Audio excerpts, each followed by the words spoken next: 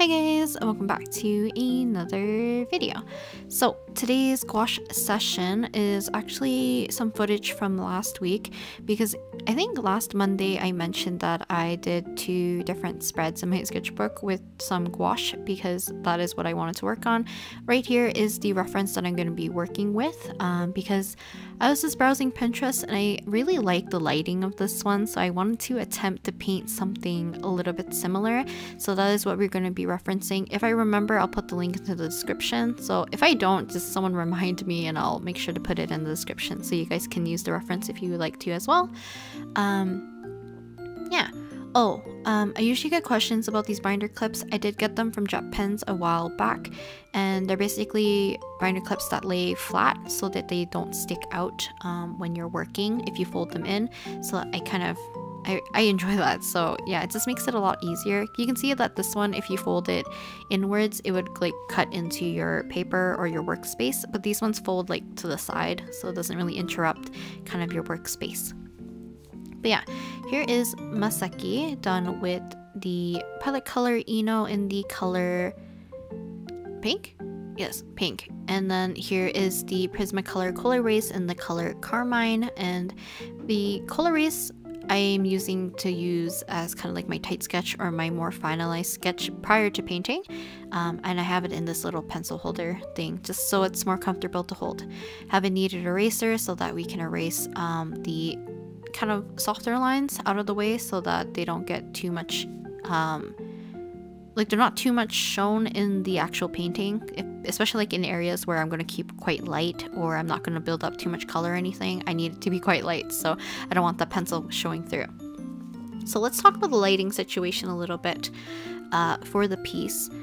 So the reference I have, it kind of has the light cutting a good portion of his left side, but it kind of cuts a little bit over to the right side, and I kind of wanted to attempt this lighting because when the light hits the skin and there's that nice kind of more saturated punchy kind of like an orangey red color on the skin, kind of like where the light hits and kind of where it breaks into the shadow. I just really like that look, so I wanted to practice painting it. Also, we're going to start with watercolor first. So here's my watercolor set, and we're going to use this to kind of prime the paper a little bit, as well as what is it called? Kind of plan out the color scheme, because I'm very timid when it comes to doing this kind of intense shadow for kind of like this lighting scheme or any kind of color scheme. Going a lot darker makes me a little bit more scared, especially if it's not in like the normal sense, if that makes sense. If it's more like dramatic lighting, I do struggle with it a little bit. So you can see that I was trying to block out the color temperature, so I was trying to make the right side a lot more cooler. We're kind of pushing back the skin tone a little bit. Now I think for me it would have made more sense, kind of like the way how I work digitally a little bit, was to lay down the skin tone all throughout the whole piece first and then slowly build up the shadow, because I was unsure what kind of tone to make or how to achieve the same kind of color by color mixing. My color mixing here is definitely a little bit weak. I think that's definitely showing one of my weaker sides, and I think it shows more in my gouache painting rather than my watercolor, because watercolor is, I think for me at least, it's a little bit more forgiving because you can build up layers, or pretty much just building up the layers is just more forgiving for the most part. And I feel more confident with color mixing with watercolor rather than with gouache, probably because I'm very lazy with washing my brush. So a lot of like the previous color's residue is still on the brush, and it would probably cause it to be not mixed properly. So you can see immediately the gouache is going to be a lot more saturated, a lot more dark compared to my watercolor wash, but the watercolor wash still gives me a good indication. And you can see me struggling with trying to pick out the shadow color for his skin. Now, this is kind of the part where you guys just have to trust the painting process. This is literally where people will probably consider it the ugly phase, because like a lot of things are blotchy, it's not going to make sense. I'm kind of playing around with the color a little bit still and trying to figure out what's going to work. And he looks a little funky, like he looks a little bit like alien-ish because of the skin tone, because it looks super muddy, a little bit more unnatural of a color. It's very bluish green almost, so yeah. just give me a bit until we get into adding a lot more of the darker areas like his hair, so that the one part of his face doesn't stand out as much, because his hair is quite dark, and I'm gonna keep it dark for quite a bit until we get to the lighting portion, where I'll add a little bit more blues and some of the browns back in. But you can see immediately the skin on the right side does not look as dark or intimidating anymore now that I've added in a lot more of the darker areas.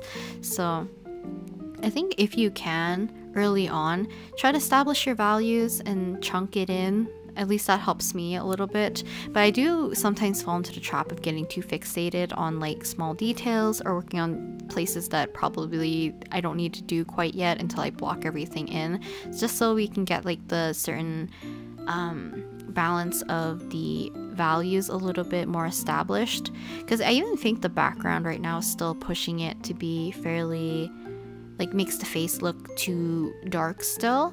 But with the hair already established, it kind of pushes it into that lighter area. But I definitely need the background to be dark, so we're gonna get into that a little bit later. I did try my best to think of how I wanted to do the hair portion. So on the reference, the person's hair is very much just round and very simply styled, but Masaki has more of like a parted hair, as well as a little bit more not like round, if that makes sense. So I was kind of struggling how I wanted to do the light on his hair, and I kind of kept it very simple for the most part. Also, now I'm blocking in the background, so I'm doing a mixture of kind of like a really dark blue. So I mixed kind of like my Prussian blue with my my Prussian blue, and then I mixed some of my burnt umber so that we can mute it and make it closer to almost like a blackish color. And then after that, I kind of went in and added a little bit of ultramarine and a bit of the cerulean-ish color, so that we don't have it to be like a pure black void. And even in the reference, like, there's indication of some kind of either objects or lighting that makes it not like a flat black, and I didn't really want it to be a flat black anyways. Kind of like the color palette so far. I don't know what kind of art style reminds me. My art history is kind of failing me right now. It's not Renaissance, is it Baroque? There's like this kind of style of lighting and stuff that I feel like it's a little bit more moodier. I don't really remember which art period it was. I really need to brush up on my art history, because I do enjoy art history. I just wish I retained more rather than just like remembered everything just because I had a course in it. But yeah, for the clothing, I pretty much matched it the same as the reference picture, so I did not put Masaki in his turtleneck or his sweater. So yeah, I just left it as a normal shirt. I didn't bring up the collar as much either compared to the reference, which I think kind of contributes to a weird shape to his neck. Maybe I could have brought it in a little bit, but now you can see, like, with the background in place and his hair in place, the skin doesn't seem as intimidating, and it's gonna be knocked back even more when I do the outlines of the eyes, because once the eyes are in and I make them kind of darker, I kind of regret this as well. When I do the eye on the right side a little bit later, I probably could have left it not as dark and a little bit more muted so that it's just not in focus, and then we have this one eye just super in focus. But because I made the right eye a lot darker as well, I feel like it stood out a little bit too much from the skin. Like, it doesn't seem like it's pushed back enough. But I think I was already struggling with the eyes anyways, because when I add like the bottom lash line, I kind of overdo it, so I need to like repaint that area. And I think last week I mentioned this, that I decided to add a pop of color near the highlight recently, just because of me working in Clip Studio Paint, doing more of a line art kind of method with my art rather than doing it more in my painterly style. But I really like being able to kind of like break that iris by adding the highlight on top. But I've seen a lot of artists also put like a little bit of color near the highlight just to make kind of it pop from the rest of the eye, and I just really like it because it kind of softens the highlight a little bit too when it gets towards the iris, rather than like breaking into your like the white part of your eye in your sclera area. So Also, his eyes look uneven, so a mistake that I did, and I do this a lot because I'm not very careful when I paint, which probably is why I get frustrated using like stuff like gouache or acrylic, is that I'm not really careful. So I made the upper eyelid or eyelash line of his left eye a little bit too thick, and I needed to kind of even it out on the right side as well, so that's what I tried to do. His eyes are just uneven in general, just probably from the sketching phase. I didn't really care about it too much. I just really wanted to paint.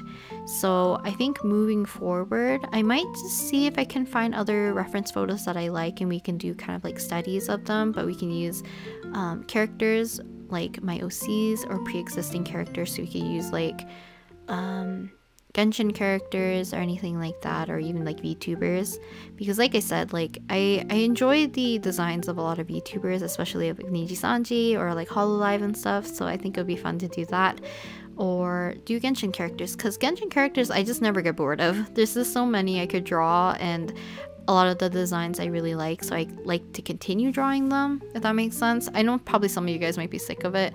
I might kind of sprinkle in some ensemble stars every so often too. I think the last time I even did any, actually let me check. I think the last time I sketched or painted in my sketchbook prior to like this week's video and last week's video, I think it might have been the Tsukasa painting. I could be wrong. Where is Tsukasa? Kind of. I have like a page in between of it. But yeah, I can see that a lot of the paint and stuff kind of leaked through some of the seam, which kind of makes me sad because it did leak onto the page with Tsukasa on it. That's okay. It didn't leak too bad, but I can definitely see it because this Masaki painting is a lot more on the darker side.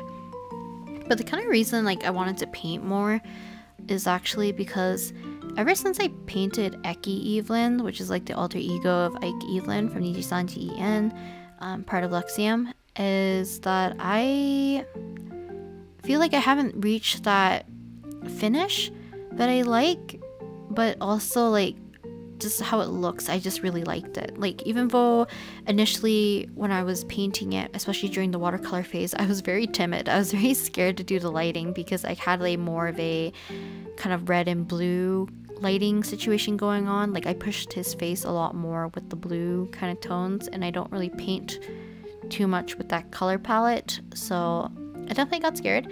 But I did want to do something kind of similar with this, but I kind of wish I didn't get as lazy.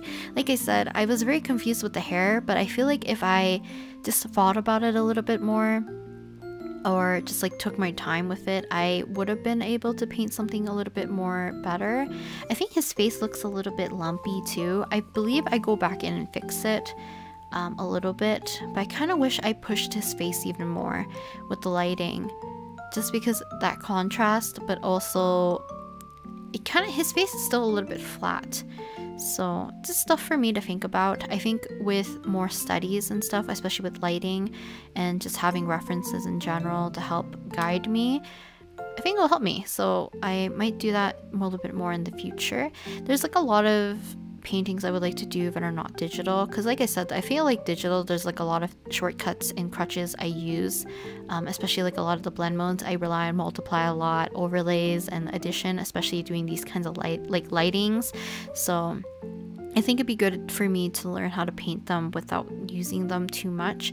I feel like I can digitally, but like it proves me that I'm very weak in it when I do it traditionally. Like, minus the fact that I suck at color mixing. My color mixing is still a little bit iffy, or like not in color mixing, my color matching while mixing colors traditionally is a little iffy.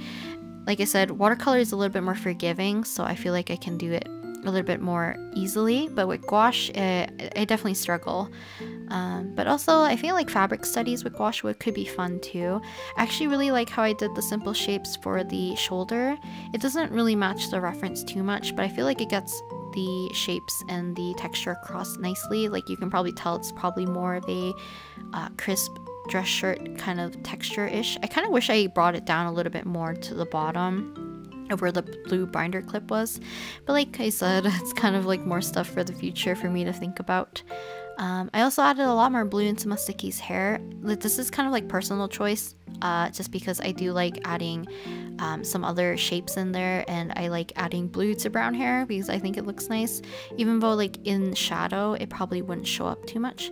But here's the final result. A lot of the stuff that's in the really lighter area was super blown out in the photo. I don't know if it reads the same way right here, but yeah, here's Masaki, and hopefully I'll do more studies similar to this in the future. But yeah, if you guys would like me to tackle more gouache painting or other traditional mediums, then let me know, and I'll talk to you guys next time in the next video. Bye!